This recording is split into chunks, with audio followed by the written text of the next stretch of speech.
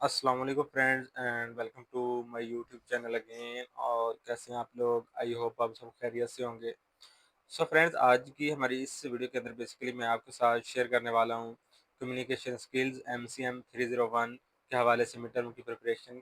और इस वीडियो के अंदर बेसिकली मैंने जितने भी आपके इम्पोर्टेंट पॉइंट्स बनते हैं बुक के अंदर से वो कवर किए हैं, और साथ में उनके जो इम्पोर्टेंट MCQs बनते हैं और वो भी आपके जो है ना साथ में कवर किए हैं। वीडियो थोड़ी-सी लंबी हो सकती है, लेकिन अगर आप स्टार्ट से एंड तक जो है ना इसको वॉच करते हैं तो आपके मिड टर्म के सिलेबस के जितने भी इम्पोर्टेंट पॉइंट्स हैं और जितने भी कॉन्सेप्ट्स हैं वो इंशाल्लाह आपके क्लियर हो जाएँगे, ठीक है? तो स्टार्ट करते हैं हमारी आज की इस वीडियो को। लेक्चर नंबर 1 है हमारे पास कम्युनिकेशन, ठीक है? तो कम्युनिकेशन की डेफिनिशन बेसिकली क्या है? Process of sharing information. Basically ये एक प्रोसेस है जो इंफॉर्मेशन को शेयर करने के लिए हम यूज़ में करते हैं। अब इंफॉर्मेशन कौन-सी हो सकती है? कोई फैक्ट हो सकता है, आइडिया हो सकता है या फीलिंग हो सकती है, ठीक है? अब किसके थ्रू करते हैं? स्पीकिंग, लिसनिंग एंड अंडरस्टैंडिंग, ठीक है? ये 3 पॉइंट्स हो गए। अब नेक्स्ट है हमारे पास इम्पोर्टेंस। अब इसकी इम्पोर्टेंस कहाँ पर होती है हमारे पास? Essential for personal, professional and organizational success. ये हमें प्रोफेशनल डेवलपमेंट के लिए, पर्सनल डेवलपमेंट के लिए और ऑर्गेनाइजेशनल सक्सेस को अचीव करने के लिए जो है ना हमारी मदद करती है। नेक्स्ट हमारे पास है 70% of working hours involve communication. हमारा जो 70% जो वर्किंग आवर्स होते हैं ना हमारे चलने फिरने के, वो कम्युनिकेशन के अंदर ही इन्वॉल्व होते हैं। उसके अंदर कम्युनिकेशन जो है ना इन्वॉल्व ज़रूर होती है। स्पीकिंग, लिसनिंग, रीडिंग, राइटिंग, या इस शक्ल में स्पीकिंग की शक्ल में हो सकती है, लिसनिंग की शक्ल में, रीडिंग की शक्ल में और राइटिंग की शक्ल में, ठीक है? और नेक्स्ट है हमारे पास जो अब ये कम्युनिकेशन प्रोसेस होता है उसके अंदर क्या होता है? उसके अंदर जो स्टेप्स होते हैं, फर्स्ट हमारे पास स्टेप होता है आइडिया, ठीक है? उस आइडिया को क्या किया जाता है? फिर इनकोड किया जाता है। इनकोड करने के बाद फिर उसको एक चैनल प्रोवाइड किया जाता है जिसके थ्रू वो कम्युनिकेट करता है। अब जो चैनल के बाद जो चैनल बेसिकली उसके बाद जो स्टेप आता है वो होता है डिकोडिंग का। डिकोडिंग बेसिकली क्या होता है कि जो हमारे पास इनकोड हुआ हुआ हमारे पास आइडिया या इन्फॉर्मेशन है उसको फिर डिकोड करना, नॉर्मल जो है ना इंफॉर्मेशन में कन्वर्ट करना। फिर उसके बाद आता है फीडबैक और नॉइस, ठीक है? नॉइस बेसिकली क्या होता है? Distraction, hindering communication, environment, language ambiguity वगैरह, ठीक है? और नेक्स्ट है हमारे पास यहाँ पर एक छोटा-सा मैंने जो डायग्राम है वो बनाई हुई है जिससे आप इज़िली इसको मेमोराइज़ कर सकते हैं।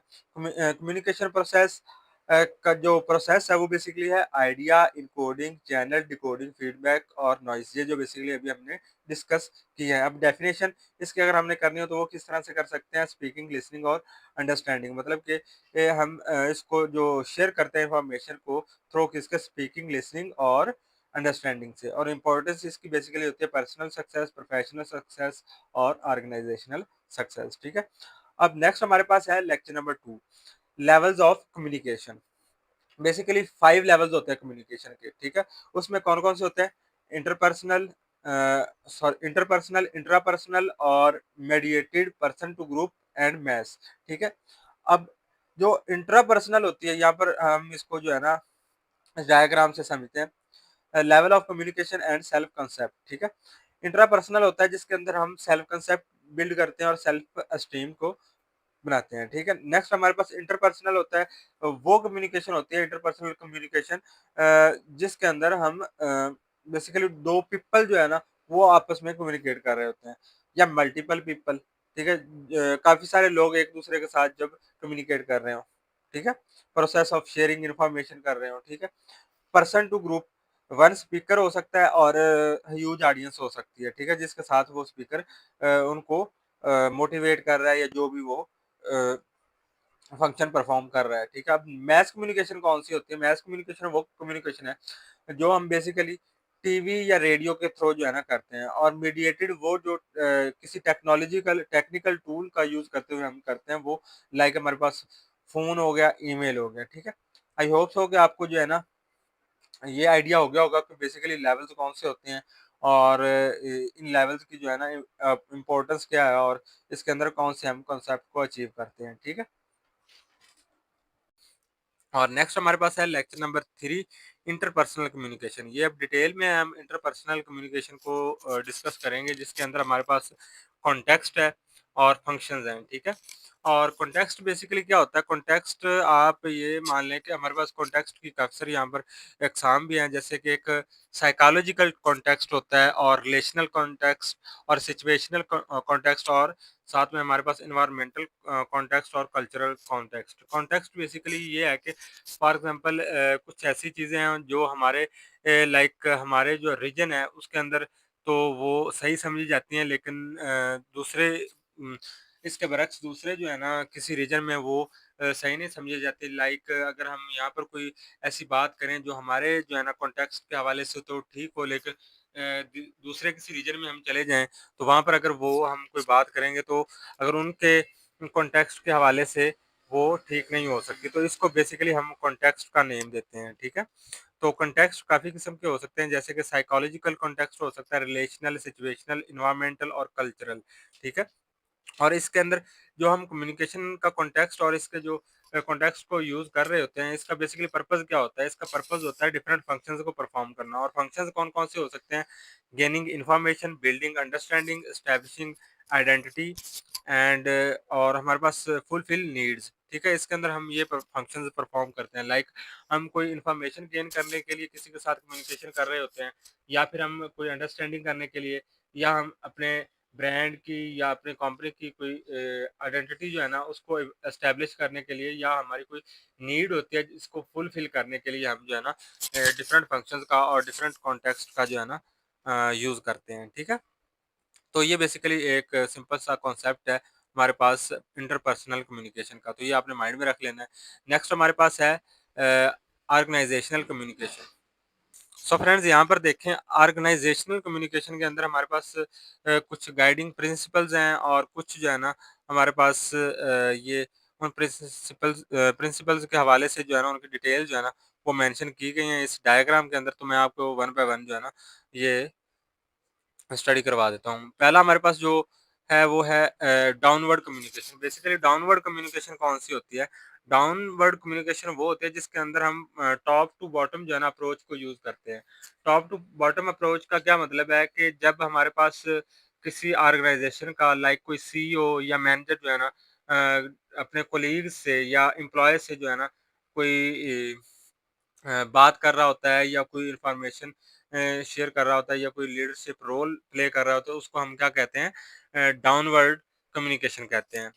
यहाँ पर लिखा भी हुआ है, ensures directives and information flow from leadership to subordinates. ठीक है, और अपवर्ड कम्युनिकेशन क्या होती है? अपवर्ड कम्युनिकेशन वो कम्युनिकेशन होती है जो basically allows feedback and ideas to rise from employees to management. Basically इसके अंदर क्या होता है कि एम्प्लॉयज़ जो है ना अपना कोई फीडबैक या आइडिया जो है ना मैनेजमेंट फंक्शंस को या कोई मैनेजर को या सीईओ को कंपनी के, या जो है ना हमारे पास ऑर्गेनाइजेशन के जो डायरेक्टर होता है उसको जो है ना कोई फीडबैक प्रोवाइड करता है, तो इसको हम अपवर्ड कम्युनिकेशन कहते हैं। तो अपवर्ड बेसिकली नाम से ही ज़ाहिर हो रहा है कि हम जो है ना नीचे से ऊपर की जो है ना हमारे पास कम्युनिकेशन हो रही होती है। अब लेटरल कम्युनिकेशन कौन-सी होती है? Facilitates collaboration and information sharing among pirs. तो ये बेसिकली वो इन्फॉर्मेशन है या वो कम्युनिकेशन है जिसके अंदर बेसिकली 2 कोलीग्स लाइक एक एम्प्लॉयी और एक एम्प्लॉयी दूसरे एम्प्लॉयी से जब बात कर रहा हो तो उसके साथ कम्युनिकेट कर रहा हो, तो इसको हम लेटरल कम्युनिकेशन का नाम देते हैं। ठीक है? तो नेक्स्ट हमारे पास है formal channels. Formal channels basically क्या होते हैं? Provides structured and documented communication through reports and meaning. Formal channels वो होते हैं जिसके अंदर हम डॉक्यूमेंटेड कम्युनिकेशन करते हैं या किसी रिपोर्ट या किसी परफार्मा के थ्रू जो है ना कोई कम्युनिकेशन कर रहे होते हैं जो ऑर्गेनाइजेशन के अंदर यूज हो रही होती है, उसको हम फॉर्मल चैनल कहते हैं। इनफॉर्मल चैनल कौन सा होता है? अब informal channel encourages casual and spontaneous communication through conversation. ठीक है, तो ये बेसिकली हमारे पास आई होप सो कि इसका आइडिया हो गया होगा बेसिकली अपवर्ड कम्युनिकेशन कौन सी होती है, डाउनवर्ड कौन सी होती है और लेटरल कौन सी होती है। ठीक है, अब नेक्स्ट हमारे पास है लेक्चर नंबर 5 जिसके अंदर कम्युनिकेशन डेस्टिनेशन इस का टॉपिक है। और हमारे पास इसके अंदर जो शामिल है इंटरनल कम्युनिकेशन, एक्सटर्नल कम्युनिकेशन और इसके बेनिफिट्स क्या है। अब बेसिकली इंटरनल कम्युनिकेशन कौन-सी होती है और एक्सटर्नल कम्युनिकेशन कौन-सी होती है। अब ये नाम से ही ज़ाहिर हो रहा है, इंटरनल का मतलब होता है कि जो हम ऑर्गनाइज़ेशन के अंदर कोई इन्फॉर्मेशन शेयरिंग करने के लिए जो रिपोर्ट्स वगैरह यूज़ कर रहे होते हैं, या कोई भी जो है ना आइडिया वगैरह या कोई भी टूल यूज़ कर रहे हों, तो उसको हम जो है ना इंटरनल कम्युनिकेशन कहते हैं, ठीक है? इंटरनली जो कम्युनिकेशन हो रही होती है। और एक्सटर्नल कम्युनिकेशन वो होती है जो हम ऑर्गेनाइजेशन के बाहर करते हैं, ठीक है ना? ऑर्गेनाइजेशन की बाउंड्रीज से बाहर। तो ये हमारे पास इंटरनल कम्युनिकेशन के अंदर कौन-कौन सी चीज़ें शामिल है, मेमोज़, मीटिंग्स और फीडबैक। और जो हमारे पास एक्सटर्नल कम्युनिकेशन होती है उसके अंदर हम लेटर्स, कॉन्फ्रेंसेस, सोशल मीडिया को इंक्लूड करते हैं। सो फ्रेंड्स, हमारे पास जो ये इंटरनल कम्युनिकेशन और एक्सटर्नल कम्युनिकेशन है, इसके जो बेनिफिट्स हैं वो कौन-कौन से होते हैं? तो एम्प्लॉइज़ को जो बेनिफिट्स होते हैं उनको मोटिवेशन मिलती है, और ऑर्गेनाइजेशन को जो इसके बेनिफिट्स होते हैं वो बेसिकली होते हैं पॉजिटिव इमेज और कॉस्ट रिडक्शन का जो है ना बेनिफिट होता है। पॉजिटिव इमेज से मुराद हमारे पास यहाँ पर कुछ पॉइंट्स हैं वो मैंने हाइलाइट किए हुए हैं, तो इसको आप देख लें। Internal communication focuses on memos, meetings and feedback within an organization. Internal communication वो होती है जो बेसिकली हम फोकस करते हैं मेमोज, मीटिंग्स की, और फीडबैक इसके अंदर जो है ना ऑर्गेनाइजेशन के अंदर जो किसी मेमोज का या किसी भी चीज़ का जो हमें प्रोवाइड किया जाता है उसको हम इंटरनल कम्युनिकेशन का नाम देते हैं। और एक्सटर्नल कम्युनिकेशन के अंदर जो हमारे पास इन्वॉल्व होता है वो हमारे पास letters, conference and social media के थ्रू जो हम कम्युनिकेशन कर रहे होते हैं, वो हमारे पास बेसिकली क्या होती है, एक्सटर्नल कम्युनिकेशन होती है। अब इनके जो हमारे पास बेनिफिट्स हैं वो क्या हैं? पहला हमारे पास इंटरनल कम्युनिकेशन का जो बेनिफिट है वो एम्प्लॉय को होता है, includes conflict resolution and motivation for employees. और ऑर्गेनाइजेशनल बेनिफिट क्या होता है? Encompasses positive image and cost reduction of organization. ठीक है, इसके थ्रू बेसिकली ऑर्गेनाइजेशन की पॉजिटिव इमेज जो है ना वो जनरेट होती है। क्वेश्चन नंबर 6 है लिसनिंग। तो इसके अंदर जो प्रोसेस है ना वो क्या है, इसका जो हमारे पास लिसनिंग का प्रोसेस होता है उसके अंदर क्या क्या इंक्लूड होता है। पहले तो हमारे पास रिसीविंग होता है। रिसीविंग में क्या होता है, ये हमारे पास इनिशियल स्टेज होती है जहाँ पर हमारे पास हम कोई इंफॉर्मेशन या कम्युनिकेशन कर रहे होते हैं जिसके अंदर हम हेयरिंग कर रहे होते हैं या किसी इंफॉर्मेशन को रीड कर रहे होते हैं, ठीक है। और इसके बाद हमारे पास जो स्टेप आता है वो क्या होता है कि फ़िल्टरिंग। हम क्या करते हैं, फ़िल्टर करते हैं इन्फॉर्मेशन को। Sorting and prioritizing information to focus on what's relevant. तो हम फोकस करते हैं उन चीज़ों पर जो हमारे रेलिवेंट होती हैं, ठीक है ना। प्रायोरिटी बेस्ड वर्क करते हैं, मतलब कि जो हमारे पास इन्फॉर्मेशन ज़्यादा प्रायोरिटी रखती है तो उसको हम पहले रखते हैं और फिर बाद में जो है ना इसी तरह फ्लो के साथ हम काम करते हैं, ठीक है। और अंडरस्टैंडिंग नेक्स्ट हमारे पास स्टेप है, comprehending the meaning and context of the information. फिर हम जो है ना उसकी अंडरस्टैंडिंग को समझते हैं, बेसिकली ये किस कॉन्टेक्स्ट में जो है ना इंफॉर्मेशन हमारे पास रिसीव हो रही है, और जो है ना इसका टोन क्या है, और ये किस कॉन्टेक्स्ट में बात हो रही है, ठीक है। तो ये अंडरस्टैंडिंग के हवाले से है। और इसके बाद हमारे पास स्टेप आ जाता है रिमेम्बरिंग का। हम रिमेम्बरिंग के अंदर क्या करते हैं, retaining the information for future use. उसमें से जो हमारे पास पहले तो हम प्रायोरिटी बेस्ड वर्क करते हैं ना, उसके बाद हम क्या करते हैं, जो हमारे पास मोस्ट इम्पॉर्टेंट इंफॉर्मेशन है उसको हम रिटेन करते हैं और रिमेंबर करते हैं ताकि हम फ्यूचर में उसको यूज़ कर सकें, ठीक है। और नेक्स्ट हमारे पास आ जाता है स्टेप नंबर 5, एवेलुएटिंग। वैल्यूएटिंग में क्या होता है, assessing the information for accuracy and relevance. इसके अंदर हम बेसिकली आप ऐसा समझ सकते हैं कि हम एनालाइज करते हैं हमारी इंफॉर्मेशन को कि इसकी जो एक्यूरेसी है और ये कितना रेलिवेंट है हमारे टॉपिक के हवाले से, ठीक है। और उसके बाद हम फिर लास्ट में जो हमारे पास इसका स्टेज आती है वो होती है रिस्पॉन्डिंग की। रिस्पॉन्डिंग की तब ज़रूरत पड़ती है जब हमने क्लियरली जो है ना कम्प्लीटली मैसेज को रिसीव कर लिया और उसको एवेलुएट भी कर लिया हो, ठीक है। उसके बाद हम क्या करते हैं, रिएक्ट करते हैं, reacting the information with appropriate feedback और एक्शन। उसके ऊपर हम कोई एक्शन लेते हैं या उसके के लिए कोई अप्रोप्रिएट फीडबैक चूज़ करते हैं, ठीक है। तो यही बेसिकली यहाँ पर भी जो है ना मेंशन किया गया। और इसके अंदर कुछ लेवल्स भी होते हैं। लेवल्स कौन कौन से होते हैं, एक होता है एक्टिव और प्रोटेक्टिव और प्रोटेक्टिव और पार्शियल और प्रेफरेंशियल, ठीक है। यहाँ पर बेसिकली इसकी डिटेल मैंने प्रोवाइड नहीं की है, तो ये डिटेल जो है ना ये बेसिकली आपको यहाँ से मिल जाएगी। ये जो मैंने यहाँ पर नोट्स बनाए हुए हैं, ठीक है, यहाँ पर आपको यहाँ पर रिसीविंग और फ़िल्टरिंग के हवाले से भी मिल जाएगी। फ़िल्टरिंग बेसिकली क्या होता है, और क्रिटिकल लिसनिंग और एम्पैथिक लिसनिंग और प्रोटेक्टिव लिसनिंग और पार्शियल लिसनिंग बेसिकली क्या होता है, ठीक है? इसको आप डिटेल में यहाँ पर रीड कर सकते हैं, ठीक है? अब इसके बाद नेक्स्ट हमारे पास लेक्चर नंबर 7 है, इम्प्रूविंग लिसनिंग स्किल्स। हम जो है ना, हमारी जो लिसनिंग स्किल्स है ना, उनको किस तरह से इम्प्रूव कर सकते हैं। इसके लिए कुछ टिप्स हैं यहाँ पर। Avoid interrupting, ask clarifying question और प्रोवाइड फीडबैक, ठीक है? तो इस तरह से आप जो है ना बेसिकली क्लियर कर सकते हैं, अपनी इम्प्रूव कर सकते हैं लिसनिंग स्किल्स को, जिसके अंदर जो है ना आप कुछ टिप्स हैं जिनको रिमेंबर करें, जैसे कि अवॉइड करें इंटरप्टिंग को, और कुछ क्वेश्चन ऐसे पूछें जो जिससे आपकी इंफॉर्मेशन की क्लैरिफिकेशन हो सके, और फीडबैक प्रोवाइड करें, ठीक है? How to improve communication skills, avoid interrupting, prevents disruption and shows respect for the speaker. आप रिस्पेक्ट शो करें स्पीकर की, ठीक है? Ask clarifying questions, ensures understanding and engagement, ठीक है? इंश्योर करें कि आप जो है ना इंफॉर्मेशन को अंडरस्टैंड कर रहे हैं, और स्पीकर के साथ इंगेज्ड हैं, ठीक है? इंगेजमेंट उनके साथ हो रही है, ठीक है? Provide feedback, encourages dialogue and mutual understanding. आप फिर उसके बाद उसको एक फीडबैक प्रोवाइड करें, जिससे आइडिया हो कि आपने एक्चुअली जो है ना अंडरस्टैंड कर लिया आइडिया को, ठीक है? फोकस ऑन स्पीकर्स मैसेज, और जो आपको लास्ट पे जो है ना फोकस रखना है आपके स्पीकर के मैसेज पर, कि बेसिकली वो क्या आपको जो है ना बताना चाहता है, या वो क्या आपसे जो है ना अ, आपको क्या मोटिवेशन देना चाहता है। इन्हांसिस कम्प्रहेंशन एंड रिड्यूसेस मिस इंटरप्रिटेशन, ठीक है? तो ये बेसिकली हमारे पास लेक्चर नंबर 7 है, और इसके बाद हमारे पास लेक्चर नंबर है 8, ठीक है? सो फ्रेंड्स, जो हमारे पास लेक्चर नंबर 8 है, इसके अंदर कुछ हमारे पास नॉन वर्बल कम्युनिकेशन के हवाले से जो एलिमेंट्स हैं उनको ज़रा देख लें। हमारे पास जिस एलिमेंट्स कौन कौन से हैं, एक तो हमारे पास विजुअल, वोकल और प्रोक्सिमिक्स हमारे पास जो है ना वो एलिमेंट्स इंक्लूड होते हैं।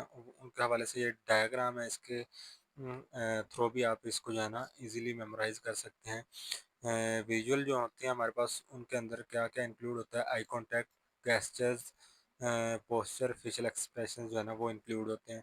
वोकल क्या होता है, वोकल जो हम अपनी ज़ुबान के थ्रू बोलते हैं, ठीक है? उसके अंदर हमारे पास क्या क्या इंक्लूड होता है, टोन, पिच, वॉल्यूम, ठीक है? और ये जो हमारे पास लास्ट पे है, इसके अंदर हमारे पास personal space, social public zones, तो ये इन चीज़ का हमें माइंड में रखना पड़ता है, ठीक है? तो ये डायग्राम है, डायग्राम के थ्रू भी आप इजीली इसको देख सकते हैं, ठीक है? नेक्स्ट हमारे पास lecture number 9 and 10। 9 and 10 basically है बैरियर्स टू कम्युनिकेशन। जो हमारे पास कॉमन बैरियर्स होते हैं कम्युनिकेशन के अंदर, वो कौन कौन से होते हैं? कॉमन बैरियर्स हमारे पास आ जाते हैं, लैंग्वेज डिफरेंसेस, लैंग्वेज का डिफरेंस आ सकता है, नॉइस हो सकती है, प्रीजुडिसेस हो सकती हैं, resistance to change, poor retention, और ओवरकमिंग बैरियर्स हमारे पास कौन कौन से हैं? Use feedback, simplify language, active listening, cultural sensitivity. तो ये ओवरकमिंग बैरियर्स हमें फेस करने पड़ सकते हैं। कम्युनिकेशन बैरियर्स एंड सॉल्यूशन, तो यहाँ पर हमारे पास डायग्राम के थ्रू भी मैंने इसको रिप्रेजेंट कर दिया है। कॉमन बैरियर्स जो हमारे पास होते हैं वो कौन कौन से होते हैं? Language differences, noise, prejudices, resistance to change, poor retention. और ओवरकमिंग बैरियर्स हमारे पास कौन कौन से होते हैं, जिसके अंदर हमारे पास इंक्लूड हो क्या?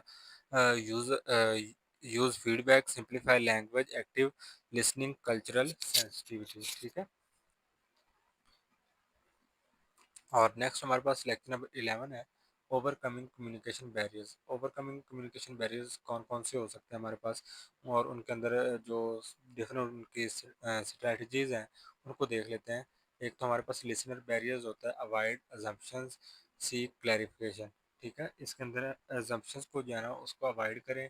और नेक्स्ट हमारे पास है जी sender message barrier. Sender message barrier से क्या मुराद है? User use clear language, avoid jargon. Physical barriers हमारे पास adjust environment, reduce noise, noise को रिड्यूस करें और इन्वायरमेंट को एडजस्ट करें, ठीक है? ये फिजिकल बैरियर हो सकता है, ठीक है? तो इसके अंदर इसका सोल्यूशन क्या है कि हम एडजस्ट करें इन्वायरमेंट को, ठीक है? और यहाँ पर हमारे पास लेक्चर नंबर 12 है, इसके अंदर स्पीच प्रिपरेशन के हवाले से ये है, और इसके अंदर हमारे पास जो इम्पोर्टेंट है वो हमारे पास ये है कि ऑडियंस एक्रोनाइम, ये बेसिकली ऑडियंस का ये जो वर्ड है, इसके अंदर जो हमारे पास ये करेक्टर्स यूज़ हो रहे हैं इनका क्या मतलब है, ठीक है। तो इनको आपने इनको रीड कर लेना है, तो आप इजीली जो है ना इसको अंडरस्टैंड कर लेंगे। ए हमारे पास एनालिसिस होता है, यू हमारे पास अंडरस्टैंडिंग होता है, और डी हमारे पास डेमोग्राफिक्स, और I interest, E environment and needs को हमारे पास रिप्रेजेंट करता है, और सी कस्टमाइजेशन को, और एट द एंड जो हमारे पास ई है वो हमारे पास एक्सपेक्टेशंस को जो है ना रिप्रेजेंट करता है। और हमारे पास एनालिसिस के अंदर क्या होता है कि understand their background, age, gender, education level, culture, ठीक है। तो ये इसके अंदर जो है ना इंक्लूड होता है। ऐसी ऑडियंस जिसको आप जो है ना एनालिसिस कर रहे हो, किस बेस पर, उनके अंडरस्टैंडिंग के बैकग्राउंड पर, एज के बैकग्राउंड पर, जेंडर और एजुकेशन लेवल और कल्चर जो लेवल है ना उसके थ्रू उसको एनालिसिस कर रहे हो। अंडरस्टैंडिंग क्या है, their knowledge level on the topic के, उनका नॉलेज लेवल किस तरह का हो सकता है उस टॉपिक के ऊपर। Don't under or over explain, उसको ओवर एक्सप्लेन ना करें, ठीक है। Demographics look at traits like occupation, income, location और इंटरेस्ट, ठीक है। तो ये हमारे पास डेमोग्राफिक को रिप्रेजेंट करते हैं। यहाँ पर इसकी जो डायग्राम है वो भी मैंने क्रिएट की हुई है, इसको आप इजीली जो है ना गो थ्रो कर सकते हैं, ठीक है। तो ये बेसिकली हमारे पास इसकी डायग्राम है, जिसके अंदर हमारे पास ऑडियंस है। ऑडियंस का बेसिकली इसके अंदर क्या इंक्लूड है, ये जो हमारे पास वो है एनालिसिस। एनालिसिस के अंदर हम बेसिकली क्या करते हैं, एनालिसिस करते हैं किस चीज़ का, बैकग्राउंड का, एज का और एजुकेशन लेवल का, ठीक है। और उसके बाद हमारे पास आ जाता है अंडरस्टैंडिंग। अंडरस्टैंडिंग के अंदर हम क्या करते हैं, हम नॉलेज लेवल को और टॉपिक फैमिलियरिटी को जो है ना अंडरस्टैंड करते हैं, कर सकते हैं, हमारी ऑडियंस की कितनी उस टॉपिक के हवाले से फैमिलियरिटी हो सकती है, या नॉलेज लेवल कितना हो सकता है, ठीक है। और इंटरेस्ट जो है ना वो हमारे पास इसके अंदर इंक्लूड होता है कि इंटरेस्ट के अंदर हमारे पास हम किस चीज़ पर जो है ना फोकस करते हैं, रेलिवेंस और वैल्यू, इस पर फोकस करते हैं, ठीक है। और नेक्स्ट हमारे पास जो है वो है नीड्स। नीड्स बेसिकली क्या है, प्रॉब्लम सॉल्विंग, गोल अचीवमेंट, ठीक है, ये हमें नीड है। इन्वायरमेंट क्या हो सकता है, ऑनलाइन हो सकती है, क्लासरूम के अंदर हम जो है ना ऑडियंस हमारी किस तरह की हो सकती है, ऑनलाइन हो सकती है, क्लासरूम की सूरत में हो सकती है, या फॉर्मल कोई मीटिंग हो सकती है, ठीक है। और डेमोग्राफिक के हवाले से देखा जाए तो उसके अंदर हमारे पास ऑक्यूपेशन, इनकम और लोकेशन जो है ना वो इंक्लूड होते हैं। इसी तरह एक्सपेक्टेशंस हमारे पास क्या हो सकती हैं, लर्निंग एंड गेम्स, ये हमारे पास इसकी एक्सपेक्टेशंस हैं। और कस्टमाइजेशन बेसिकली क्या है, टोन एडजस्टमेंट, लैंग्वेज अडाप्टेशन। तो ये कस्टमाइजेशन बेसिकली आप खुद करते हैं कि आप अपनी टोन को एडजस्ट करते हैं इन्वायरमेंट के पॉइंट ऑफ व्यू से, और लैंग्वेज को अडॉप्ट करते हैं, कौन सी लैंग्वेज में आपको ऑडियंस से स्पीक करना है, ठीक है। और नेक्स्ट हमारे पास है जी लेक्चर नंबर 13, और सिलेक्टिंग के टॉपिक, हम टॉपिक को किस तरह से जो है ना सिलेक्ट करते हैं, ठीक है। जिसके अंदर हमारे पास क्राइटेरिया होता है। क्राइटेरिया के अंदर हमारे पास रेलिवेंस, इंटरेस्ट और रिसर्च एबिलिटी होती है। रिसर्च सोर्सेज हमारे पास कौन कौन से हो सकते हैं, बुक्स हो सकती हैं, जर्नल्स, इंटरव्यूज़, डेटाबेसेस। तो इनको हम जो है ना इजीली जो है ना गो थ्रो करके तो हम हमारे टॉपिक को सिलेक्ट कर सकते हैं। Selecting a speech topic, speech के टॉपिक को किस तरह से सिलेक्ट किया जा सकता है, तो यहाँ पर हमारे पास थोड़ा सा डिटेल में मैंने इसको डिस्कस किया है, और एक डायग्राम के थ्रू डिस्कस किया ताकि आप इजीली इसको जो है ना मेमोराइज कर सकें। रेलिवेंस के अंदर हमारे पास क्या इंक्लूड है, ensuring the topic aligns with the audience needs. हमें जो है ना ये इंश्योर करना पड़ेगा कि हमारा जो टॉपिक है वो ऑडियंस से अलाइन करता है, ऑडियंस की नीड के हवाले से है, और ऑडियंस इससे इंटरेस्ट रखती है या नहीं, ये हमें कुछ पॉइंट्स माइंड में रखने हैं, ठीक है। और नेक्स्ट है हमारे पास interest. Interest choosing a topic that captivates and engages the audience.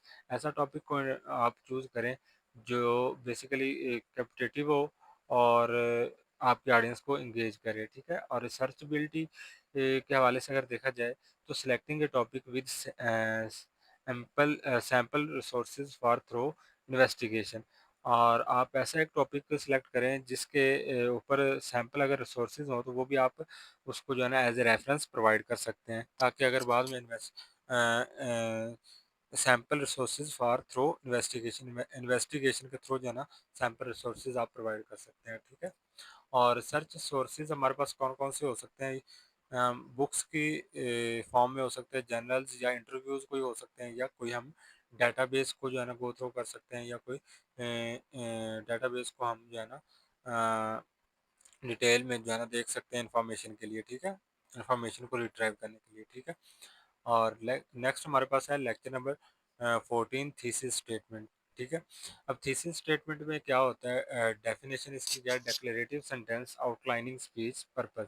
तो ये इसकी आप सिंपल सी डेफिनेशन को माइंड में रख सकते हैं। और इसके करेक्टरिस्टिक्स बेसिकली कौन कौन से होते हैं? स्पेसिफिक, आर्गुएबल और कंसाइज, ये बेसिकली इसके करेक्टरिस्टिक्स हैं। और यहाँ पर ब्रेक डाउन थीसिस स्टेटमेंट, हम थीसिस स्टेटमेंट बेसिकली किस तरह की होती है, उसके अंदर हमारे पास जो है ना डेफिनेशन क्या है? Declarative sentence defining speech main purpose, जो कि हमारे पास जिसके अंदर हम डेफिनेशन प्रोवाइड करते हैं डिफाइनिंग स्पीच मेन पर्पस के, हमारी जो स्पीच का मेन पर्पस है वो क्या है? Specificity, clearly defined and focused speech topic, आप क्लियरली जो है ना स्पीच के टॉपिक को डिफाइन करें और फोकस करें स्पीच के टॉपिक पर। Arguability, presents a debatable points for discussion, और ऐसे पॉइंट्स प्रेजेंट करें जो कि डिबेटेबल हों फॉर डिस्कशन, डिस्कशन के अंदर, ठीक है। और कंसाइजनेस बेसिकली क्या है? Brief at the to the point statement, इसके कंसाइज आपको जो है ना स्टेटमेंट बेसिकली कंसाइज होनी चाहिए, जिसके जो है ना टू द पॉइंट भी हो और कंसाइज हो, ठीक है। ताकि इजीली जो है ना ऑडियंस उसको अंडरस्टैंड कर सके, ठीक है। और नेक्स्ट हमारे पास है लेक्चर नंबर 15, इंट्रोडक्शन। और यहाँ पर पर्पसेस क्या हैं? Grab attention, stories, state thesis और एस्टेब्लिश रिपोर्ट। तो ये बेसिकली इंट्रोडक्शन के अंदर हमारे पास इंक्लूड होता है। मेथड्स हमारे पास कौन कौन से हो सकते हैं? री रिटोरिकल और क्वेश्चंस, स्टार्टलिंग, फैक्ट्स, ह्यूमर। आप बेसिकली किस तरह से स्टार्ट कर सकते हैं अपने स्पीच के इंट्रोडक्शन को? कोई भी आप क्वेश्चंस ले सकते हैं, स्टार्टलिंग फैक्ट्स का जो है ना आप यूज़ कर सकते हैं, ठीक है। और ह्यूमर का यूज़ कर सकते हैं। और नेक्स्ट हमारे पास how to start speech effectively, अगर आपने इफेक्टिवली स्पीच को स्टार्ट करना हो तो आपको किन चीज़ों को माइंड में रखना होगा? ग्रैब अटेंशन, यूज़ quotes और stories to engage the audience, कुछ ऐसे जो है ना आप स्टोरीज सुनाए ऑडियंस को ताकि वो एंगेज हो सकें आपके साथ। State thesis, clearly present the main argument of the speech, और अपना जो आपका मेन आर्गूमेंट है ना थीसिस का, उसको आप क्लियरली प्रेजेंट करें, ठीक है। और establish report, build a connection with audience through humour और क्वेश्चंस, ठीक है। तो इन चीज़ों को आप माइंड में रख लें। और यहाँ तक हमने 15 लेक्चर्स जो है ना बेसिकली उनके हवाले से कुछ सब्जेक्टिव पॉइंट्स देखे, और इनके हवाले से जो डिटेल नोट्स हैं वो यहाँ पर मैंने प्रोवाइड किए हुए हैं। इनका लिंक मैं आपको डिस्क्रिप्शन में प्रोवाइड कर दूंगा, जहाँ से आप डाउनलोड कर लेना इसे।